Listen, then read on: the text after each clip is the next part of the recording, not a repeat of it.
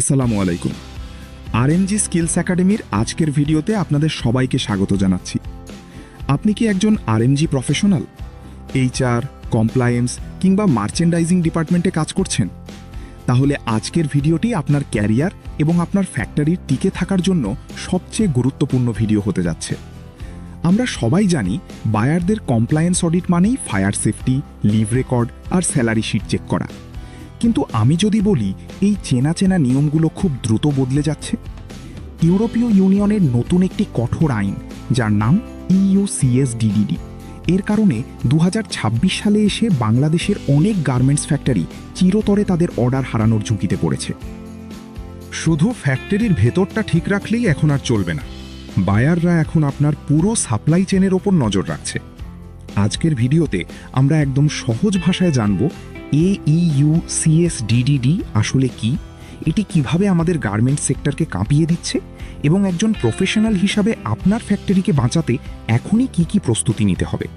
পুরো ভিডিওটি শেষ পর্যন্ত দেখুন, কারণ শেষে থাকছে কমপ্লায়েন্স অফিসারদের জন্য একটি বিশেষ চেকলিস্ট। প্রথমেই আসি, এই ভারী নামের শব্দটার অর্থ কি। EU-CSDDD এর পূর্ণ রূপ হল European Union corporate sustainability due diligence directive. সহজ বাংলায় বললে, ইউরোপীয় ইউনিয়ন তাদের দেশের বড় বড় ব্র্যান্ড বা বায়ারদের আইনি বাধ্যবাধকতা দিয়েছে যে তারা শুধু নিজেদের দেশে ভালো ব্যবসা করলেই হবে না, তারা এশিয়া বা আফ্রিকার যেসব দেশ থেকে কাপড় বা পণ্য বানাচ্ছে সেই পুরো সাপ্লাই চেনে পরিবেশের কোনো ক্ষতি হচ্ছে কিনা এবং মানবাধিকার লঙ্ঘিত হচ্ছে কিনা তার সমস্ত দায় দায়িত্ব ওই বায়ারকে নিতে হবে। যদি কোনো বায়ারের সাপ্লাই চেনে গলদ ধরা পড়ে, তবে ইউরোপের আদালতে ওই বায়ারের কোটি কোটি ইউরো জরিমানা হবে। এখন ভাবুন, ইউরোপের বায়াররা নিজেদের বাঁচাতে কার উপর চাপ দেবে? অবভিয়াসলি আমাদের মতো সাপ্লায়ার বা গার্মেন্টস ফ্যাক্টরিগুলোর ওপর। এই আইনের মূল স্তম্ভ দুটি। এক, হিউম্যান রাইটস বা মানবাধিকার। এর মধ্যে আছে চাইল্ড লেবার, ফোর্সড লেবার, কর্মক্ষেত্রের নিরাপত্তা এবং ন্যায্য মজুরি। আর দুই, এনভায়রনমেন্ট বা পরিবেশ। এর মধ্যে আছে কার্বন নির্গমন, ক্ষতিকর কেমিক্যালের ব্যবহার এবং পানি দূষণ। এখন আপনার মনে প্রশ্ন আসতে পারে, ভাই আইন করেছে ইউরোপ, আমাদের বাংলাদেশের কি প্রভাব? প্রভাবটা কিন্তু বিশাল এবং সরাসরি। আগে বায়াররা এসে শুধু আপনার মূল ফ্যাক্টরিটা অডিট করত, কিন্তু EU-CSDDDর কারণে এখন তারা দেখবে আপনার ট্রেসেবিলিটি বা উৎস কি। অর্থাৎ আপনি যে সুতা বা ফেব্রিক ব্যবহার করছেন তা যে স্পিনিং মিল থেকে এসেছে সেখানে কমপ্লায়েন্স মানা হচ্ছে কিনা, আপনার ওয়াশিং বা ডাইং প্ল্যান্ট ইটিপি সঠিকভাবে চালাচ্ছে কিনা নাকি নদীর পানি দূষণ করছে।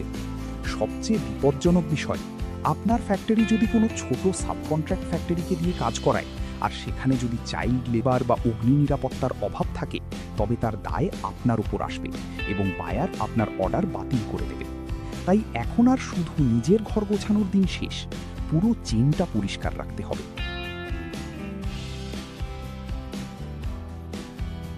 এইচআর এবং কমপ্লায়েন্স প্রফেশনালদের প্রথম কাজই হল নিজেদের সমস্ত সরবরাহকারীর কমপ্লায়েন্স সার্টিফিকেট চেক করা।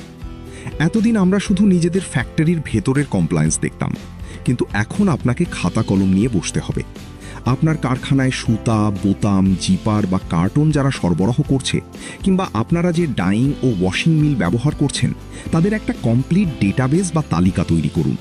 তারা নিজেরা কতটা কমপ্লায়েন্ট, তাদের কোনো আন্তর্জাতিক সার্টিফিকেট আছে কিনা তা অডিট করুন বা সংগ্রহে রাখুন, কারণ বায়ার এখন আপনার মাধ্যমে তাদেরও ট্র্যাক করবে।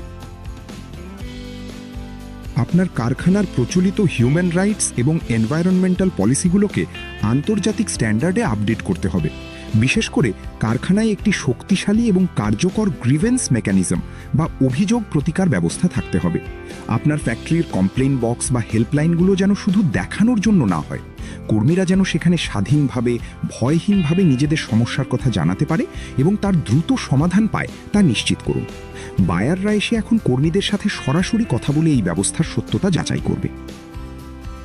এখন আর শুধু মুখে বললে হবে না যে আমরা পরিবেশের ক্ষতি করি না। বায়ার এখন প্রমাণ বা ডেটা দেখতে চাইবে। তাই প্রতি মাসে আপনার ফ্যাক্টরিতে কত লিটার পানি খরচ হচ্ছে, কতটুকু বিদ্যুৎ বা গ্যাস লাগছে এবং আপনাদের কার্বন ফুটপ্রিন্ট কত, তার একটি নিখুঁত মাসিক রেকর্ড বা এক্সেল শিট মেনটেন করা শুরু করুন। বায়াররা অডিটের সময় যে কোনো মুহূর্তে হিগ ইন্ডেক্স বা ZDHC এর মতো গাইডলাইনের ডেটা দেখতে চাইতে পারে। এই ডেটাগুলো প্রস্তুত রাখা এখন আর ঐচ্ছিক নয়, এটি বাধ্যতামূলক। আমাদের অনেক ফ্যাক্টরি ক্যাপাসিটির বাইরে অর্ডার নিয়ে বায়ারকে না জানিয়ে গোপনে ছোট ছোট সাবকন্ট্রাক্ট ফ্যাক্টরিকে দিয়ে কাজ করিয়ে নেয়। এই প্র্যাকটিস এখন সম্পূর্ণ বন্ধ করতে হবে।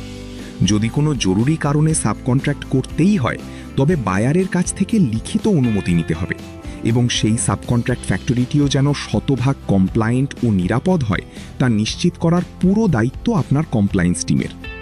অনুমোদনহীন একটি ছোট কারখানার চাইল্ড লেবার বা সেফটি ভায়োলেশনের কারণে কিন্তু আপনার পুরো বড় ফ্যাক্টরির অর্ডার বাতিল হয়ে যেতে পারে।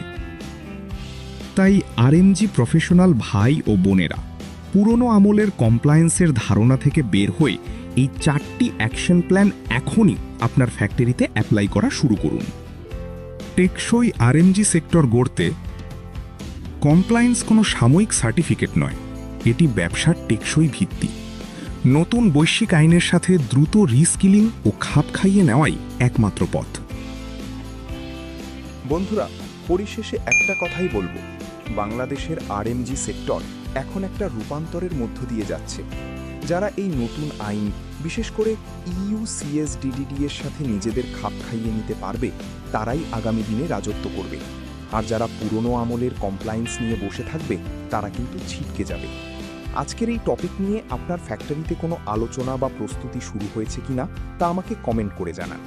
আর আপনি যদি এই নতুন রেগুলেশনগুলোর ওপর কোনো স্পেসিফিক অডিট চেকলিস্ট চান, কমেন্টে চেকলিস্ট লিখুন, আমি আপনাদের সাথে শেয়ার করার চেষ্টা করব। ভিডিওটি ভালো লাগলে অবশ্যই একটি লাইক দিন, আপনার আরএমজি প্রফেশনাল বন্ধুদের সাথে শেয়ার করুন, আর আমাদের চ্যানেল আরএমজি স্কিলস একাডেমিতে সাবস্ক্রাইব করতে একদম ভুলবেন না। দেখা হবে পরবর্তী ভিডিওতে। ততক্ষণ পর্যন্ত সবাই ভালো থাকুন, নিজের স্কিল ডেভেলপ করতে থাকুন। আল্লাহ হাফেজ।